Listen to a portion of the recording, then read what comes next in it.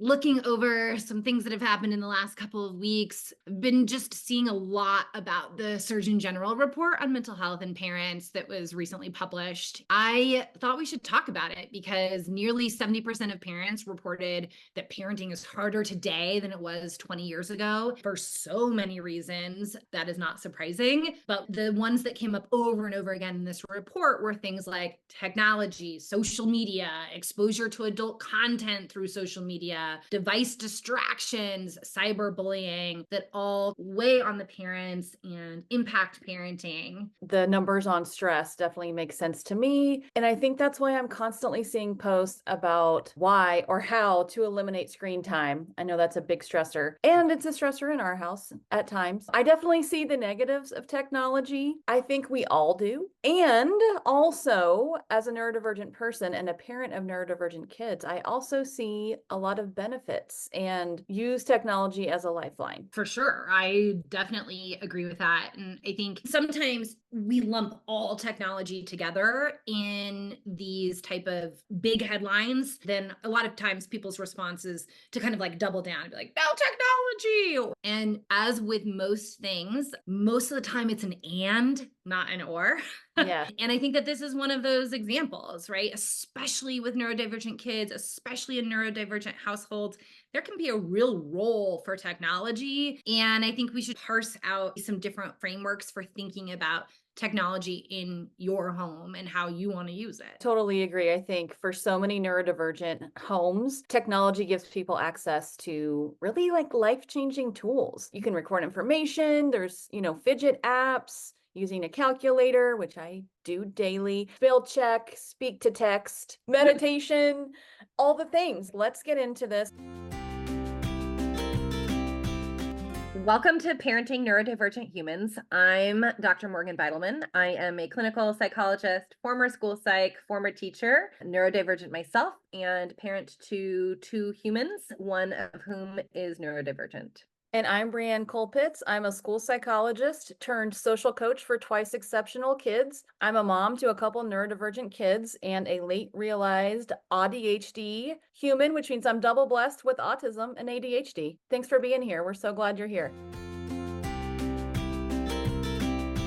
There is not a one size fits all. Instead, we should really be thinking in terms of decision making and frameworks. And I think a helpful way to do that is to start with kind of these buckets, different buckets of technology. Sure. Yeah. So first, for parents of neurodivergent kids who need accommodations, it's really important to separate off technology that's used for accommodations and supports that helps functioning versus other types of technology. So in this category, I'm thinking about speech to text, recording, voice notes, spell check, calculators, calming music. I'm a music girly. I always have to have my music on when I'm doing something. There's no reason to ever limit these types of technology because we're working on skills when we're doing that. So for example, if your kiddo has dyslexia, it makes some sense for them to maybe not use spell check if they're doing some type of phonics work, but otherwise there's no reason to limit it. Yeah, absolutely. Another way to think about it is that technology facilitating something for you or for your child? If you're using a communication device to facilitate communication and language, that is an always tool. You are using spell check to help you communicate your ideas and make sure that your writing is readable by somebody else. That is an always tool. Those are not like the big bad technology things that we hear about. I also think that some of those technologies are really important for regulation. All have 2 forms of regulation. We have auto regulation, which is essentially where I myself can do something by myself to help me re-regulate. And we have co-regulation, which is where we are with another person, either on the phone or in person, and we kind of like work off of each other to regulate or dysregulate, hopefully regulate. And technology can be a really good tool to support auto regulation or in some cases co-regulation. So Auto regulation, sometimes as adults, that looks like us taking a couple of minutes and being like, I'm going to go on my favorite content creators thing and watch this for a minute. That's actually a form of auto regulation that helps us be able to stay in the game or get back on task or fill up our reservoir a little bit. Question for myself and listeners. When you're saying auto regulation, is another way to name that self regulation? Yeah. Yeah. Yeah. Okay. All right. So if you're out there and you're like, auto regulation, same as self regulation, y'all. I use that. Like, one of my favorite content creators is Design Mom on Instagram. And when she loads up a bunch of new stories, I'm like, I'm going to watch those and it's going to help me feel calm. And it always does. Yeah, same. I like sometimes, even if depending upon how fixated I am on my calendar that day or that week, sometimes I even put in my calendar like which content creator I want to watch so that so I don't accidentally get on an app and scroll for days. Like instead I'm like, Ooh. oh, I've been wanting to watch so and so's videos, and I'll go on and be like, okay, I'm now going to watch this video or a couple of videos here. That is a form of self-regulation or auto-regulation where So you can smart. feel yourself starting to like, I'm getting to my limits, my personal limits. I need to give myself some type of break. I need to pour back into myself, up my reserves so I can continue with whatever I'm supposed to be doing. That's really smart to put that in your calendar. Thanks. Sometimes I do it, sometimes I don't. But when I do, I'm always like, this was such a good idea. Yeah. Schedule in those breaks, giving myself permission, then know that you're going to be done because you're right. You could look up and be like, well, there's an hour of my life I'm not getting back. Hyperfixation situation. I love Yeah. that hack. And we want our kids to be able to do that. We want them to be able to recognize, oof, I am getting to my limits and I need something to auto regulate. Does it always have to be tech? No. Do we want them to go for a walk, pet a dog, go get a drink of water, run to the bathroom, even if they don't have to go, to give Right. themselves like some type of oomph pouring back into their regulation? Sure. Absolutely. And particularly as they get older, teens, young adults, quite honestly, sometimes the phone is it for at least a little bit. The name of the game is intentionality, being clear about why you're using that technology, how you're using that technology, and then asking yourself, like, am I feeling good?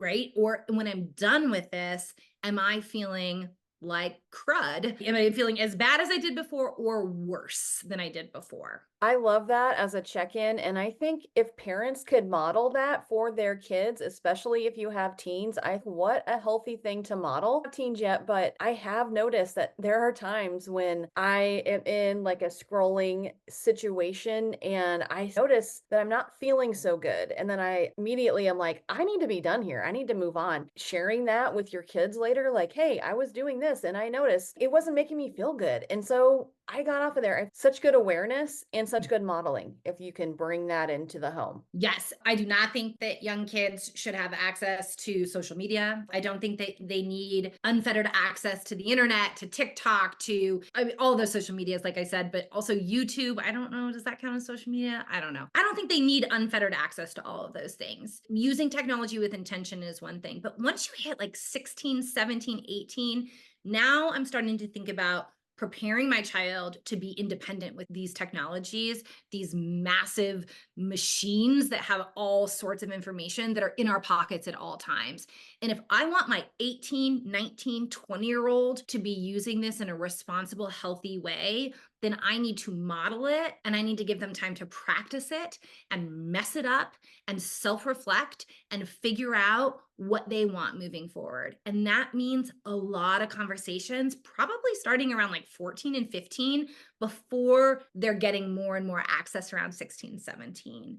It's the same thing why I really advocate for parents around 16, 17 to actually not take their kids' phone away at bedtime. I know that that is so controversial. And I think if I were a parent today of kids with the phones that they have today, I would also have a hard time with it. But again, I'm trying to prepare them to be in college, a trade school, out in work, whatever they decide to do post 12th grade. I want them to be able to manage this tool responsibly in a way that does not totally degrade their mental health. That's super smart. Okay, so technology, you mentioned like YouTube. So another category is like when you're using technology as part of an activity and viewing or discussing something together with your kids. So for example, a cooking show on YouTube or something, and you're gonna teach your kid to make mac and cheese or something, like you're working on building skills or independence or just learning something. Maybe you're watching a show with your younger kid. I have talked to our little crew before about how I miss Daniel Tiger, and I wonder, like, is baby Margaret a toddler yet? Has she grown up? I feel like those types of shows have some great value. We used to sing the Daniel Tiger songs when you get mad and all that. Sadly, they didn't stick in my brain. Trying to figure out, where does that fit? How much do we limit things? Like, any thoughts on some general framing or consideration around doing things together as a family when it comes to like screen time and technology? So, one of the biggest issues with technology is that it takes away from social interaction because we're opting to engage in this technology and conversely opting out of social connection. So, if you are engaging in technology and socially connecting, I actually personally do not think that that falls into this bucket of big bad tech. Yeah, okay. Just the other day, I had a client, they always ask if I have somebody after, and if I don't, sometimes they like to show me some things that they're interested in. So I'll stay a little bit later. And we were watching this show on Netflix called, or a movie maybe called The Uglies. We were watching it, and I was thinking about what I know about this young person's neurodivergence. I started to ask, like, what's going on here? He was like, I don't know. I just like the action. Premise was, I hope I'm getting this right, all the people in the society, essentially at a certain age, go through some type of beautification process to be quote unquote pretty. And it doesn't matter who you are, everybody gets beautified at a certain age. And then you have, of course, one of your protagonists, your main characters, who's just trying to buck that system, leave the community, and not engage in that. And I was like, oh, this is actually a great conversation. That to me is not big bad tech. That's conversation, that's connection, that's building perspective, that's critical thinking. And the vehicle for it is this show. Yeah.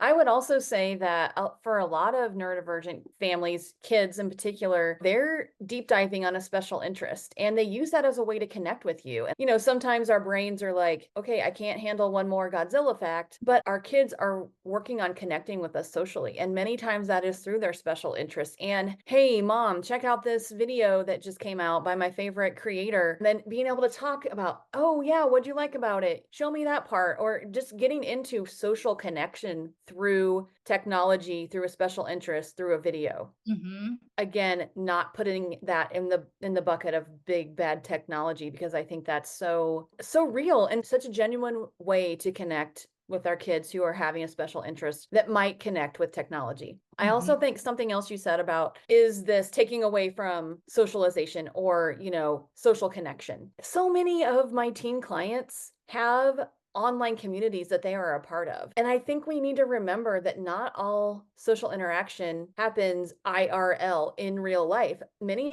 of those communities are legit ways of connecting with other people who otherwise may not be able to connect, because of distance or just logistics or barriers provided by my neurodivergence that makes it difficult for me to initiate social interaction, but through a screen, I feel like I can connect. That's another caveat that I want families to consider, is those connections, as long as they're healthy, consensual, like not crossing No lines when it power comes. differential. Right. Then I think those are healthy outlet. What do you think? Yes, I would absolutely agree. I like to start with the frame of there is big bad technology. There are certain things that we know are not good for our kids. And I'm going to hold that frame first. And then I'm going to consider the caveats because they absolutely do exist. Gaming in general, not necessarily terrible, especially if it's limited, if they have robust lives beyond that. That's one caveat. If my kid comes home, they've gone to soccer practice, they've done their homework, we have a little bit of time before dinner,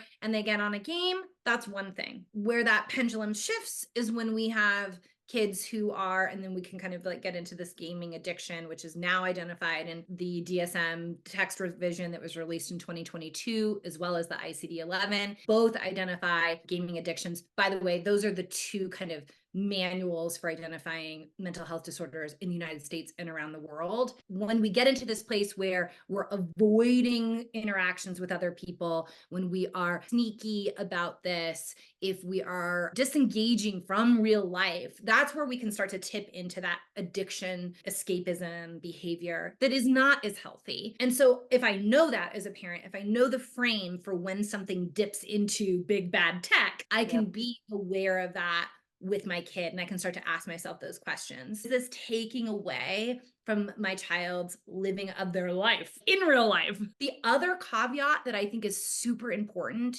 is when we have kids who are struggling in real life. In real life, they are not finding their community, finding connection. They are not feeling like there's my person. I have at least one other person. That's another caveat where technology can be really beautiful. You can say, hey guys, we get on Sundays at this time and we all play this game together. And you might be in one state and I might be in the other. But man, I now have this little community that I don't have in real life. And now this is a lifeline to me.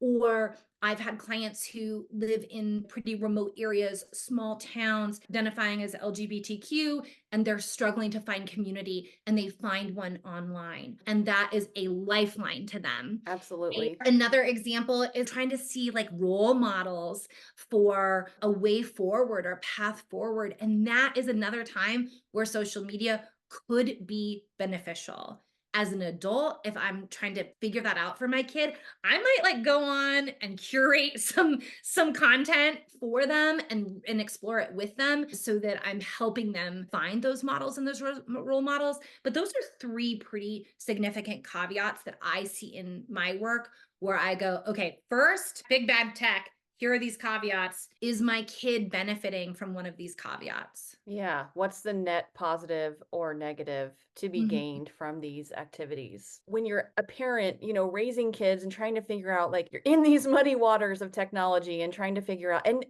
knowing that this is a good thing for my kid. And also as a neurodivergent parent, hey, I gotta make dinner. My kids will stay like focused on their show or Minecrafting, for 30 minutes, an hour while I get this stuff together that has to happen for our family to eat or whatever, like using it as a lifeline. And that way, I'm trying to make sure that I don't go off the deep end there and be like, hey, now I'm going to do laundry. Now I'm going to do this. And my kids just like screen, screen, screen, And so for me, that's where I'm trying to evaluate, do I need to put in a limit? What's going on? And so when you talked about, do your kids have hobbies or interests outside of technology, to me that was like a healthy tool or like way to measure, do I need to set some limits here that don't exist? Any tips for parents if they're like trying to navigate these tech waters on, do I need to set some limits here based on if my kid has other interests? There is a family that I worked with years and years ago, and mom is now a therapist. Shout out to Christy. She does something in her home that I instantly was like, I wish I had done this in my home.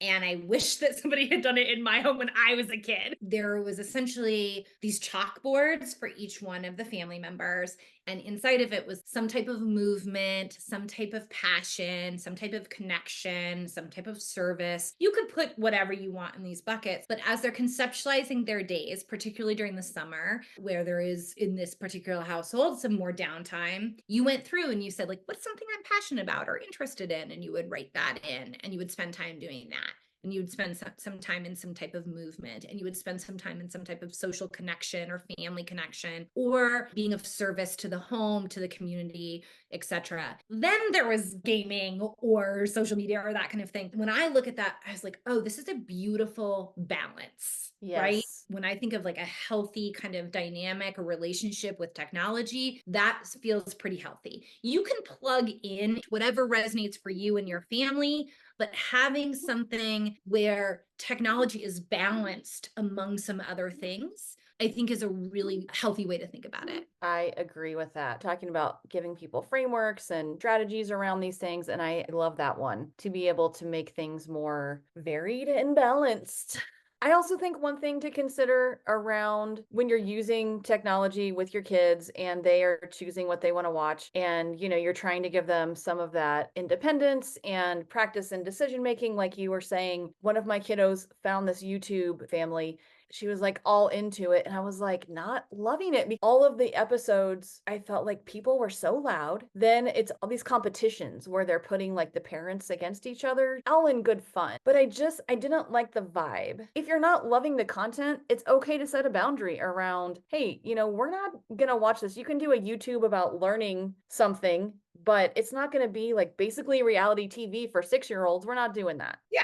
We get to decide the content our kids consume, particularly Yeah. when they're younger. What they consume, how they consume it, if it's with ads, if it's without ads, if we have the financial resources to be able to limit those ads. I completely agree. The ad thing too. Suddenly it's like, I want this Barbie Dreamboat or whatever. I'm like, how do you even know that exists? I'm like, oh, you're seeing an ad. Right. When we were kids and we watched TV, there was a huge effort to actually keep those types of ads from kids. You weren't allowed to have certain types of advertisements on during certain times of day. Internet's the wild, wild west. There's absolutely no Right. regulation on what ads are there, what kids are exposed to. I mean, just now social media has gotten dinged. They've gotten some pushback and now are in a place where they have to have some type of regulation. Right. We just saw that Instagram started teen account, Mhm. and in the show notes we can put some more info about that. But yeah, technology is advancing faster than we can regulate it. It is okay for you to set whatever boundaries you need to in your home based on your kids' needs, based on their brain, based on the buckets that Morgan was talking about. Do we have other things that fill our cup, so to speak, or is it only Minecraft? Is it only Mr. Beast? Let's try to raise well-rounded humans as much as we can and know that whatever the Surgeon General recommends for screen time for your family may or may not be appropriate for your family. As we said in other episodes, a lot of this research doesn't include a huge sample size of neurodivergent peeps. So I think we have to do what works for our family. Yeah,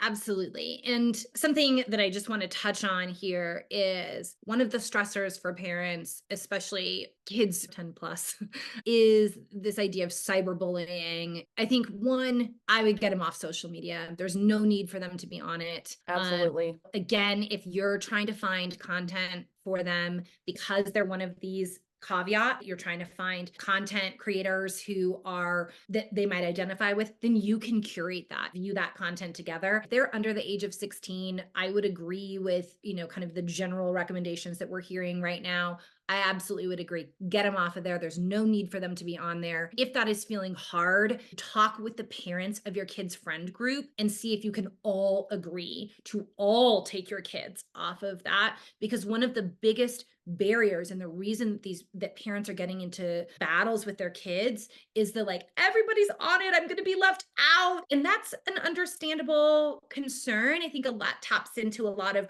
our experiences as kids where we're like, I remember what it felt like, or conversely, I didn't feel that way. And like, I don't want my child to feel that way. If you can have conversations with the parents in your kids' friend groups and guys can all kind of decide on either some norms or all decide to take your kids off certain apps, that might reduce some of that power struggle around feeling left out because their whole group is in a similar boat. Yeah, no 10-year-old needs TikTok. I said what I said. Yes. The other thing that I always do with teens and their families is when we are getting a phone, I 100% believe in a phone contract. Having a phone is a privilege and not a right. The parents, the ones paying the bills, which means that the parents have the decision-making power. I don't think that they should be overly restrictive in that. I think they should walk alongside it with their child, but there is a value in saying like, my job as a parent is to keep you safe. Yep. And this thing is the wild, wild west. And so as a part of keeping you safe, there's going to be some guidelines because it is my job to keep you safe.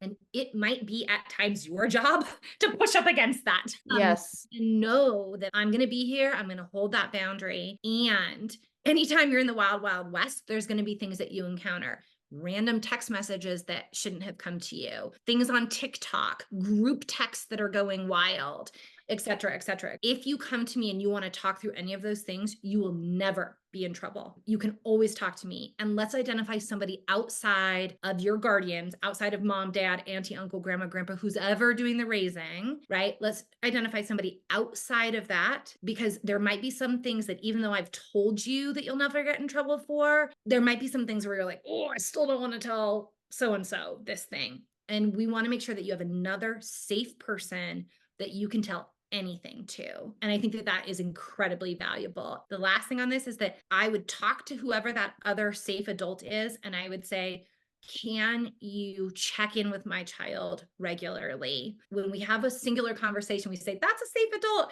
And you're like, okay, yeah. And then that person never checks in. When the moment comes up where the hard thing happens, and I mean when, not if, Right. when that hard moment comes and that adult has not regularly been like, hey, so and so, like, how's it going? Anything weird happening on the phone and the interwebs? If that question hasn't been repeatedly asked, it's going to be hard for that kid to feel safe enough to be brave and say, oh, can I tell you this really weird, hard thing that happened and I don't know what to do about it? Absolutely. Parents, you have the right to set the rules. I definitely have a contract with your kids, and I'd identify a safe person outside of the family that your child can check in with. And I would ask that adult to regularly check in with your child. If you're raising younger kids, block certain creators. Please use the parental controls. Turn off direct messages. Do not give anyone in the world access to your kid through a direct text message that they may or may not even understand how to interpret. If you've got even younger kids who aren't readers yet, preload your tablet with appropriate content so that they are not navigating to YouTube somehow and ending up in a dark place. And again, talk with your kids' friend group if that exists around their parents around no social media till 16. I think that is just a given. We have got to keep our kids safe when it comes to the wild, wild west of the interwebs. Well, to wrap us up, thank you so much for going on this journey with us with tech today. Tech is definitely a journey. And if you have additional questions or things that are coming up for you for tech, please let us know. You can DM either one of us. You can also put it in the Google form that'll be in the show notes. We have a feeling that this will be an ongoing conversation because tech is such an integral part of our lives, both positively and sometimes negatively. So we'd love to hear from you around this topic and, of course, any other topic. Next Tuesday morning, we'll be talking about life as a neurodivergent adult. We're going to have a special guest with us, our producer and editor, Erica Carpenter. So make sure you subscribe so you don't miss it. If you're a good fit for our community, as always, give us a follow over on Instagram. Dr. Morgan is at Dr. Morgan Beidelman. Breann, that's me. I'm at It's Breann Colpitts. Thanks for being with us. See you next time. Little side note, we have added to the show notes a resource we hope you will find helpful about this buckets idea. See you next time. Daniel Tiger could help with this. How's it go? Take a deep breath. When you feel so mad that you want to roar, take Take a deep breath breath. and count to 4. Yeah.